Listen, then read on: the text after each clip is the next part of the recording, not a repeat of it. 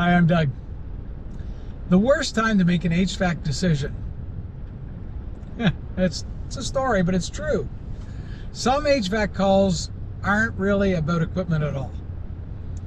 I was asked to visit a couple a little while ago, and like clockwork, every year they go to the Caribbean for a month. They want to get out of the cold. They just want to reset. But this time, though, their plans got a little bit interrupted. As they were finalizing all of their plans, their furnace started acting up. Not completely shutting down, but inconsistent enough that it created a little bit of doubt. So now they were juggling two things at the same time. Wrapping up their travel plans and worrying about what might happen to their home while they were away. That's when they called me. I got involved.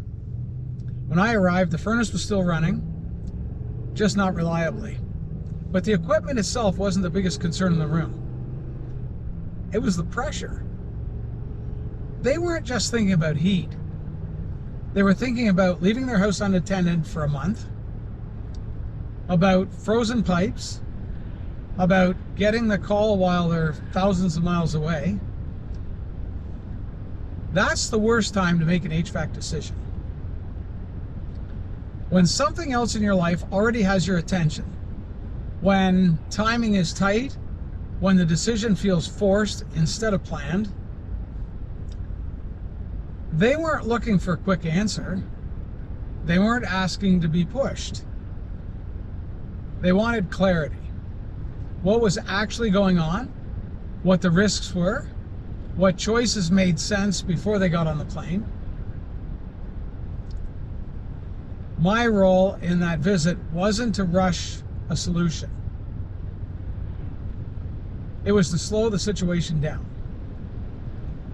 We talked through what the furnace was doing, what could realistically happen if it was left as is, what decisions mattered now, and which ones could wait.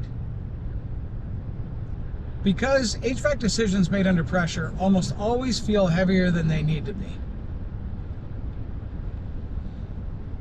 The real takeaway from this visit wasn't about the furnace.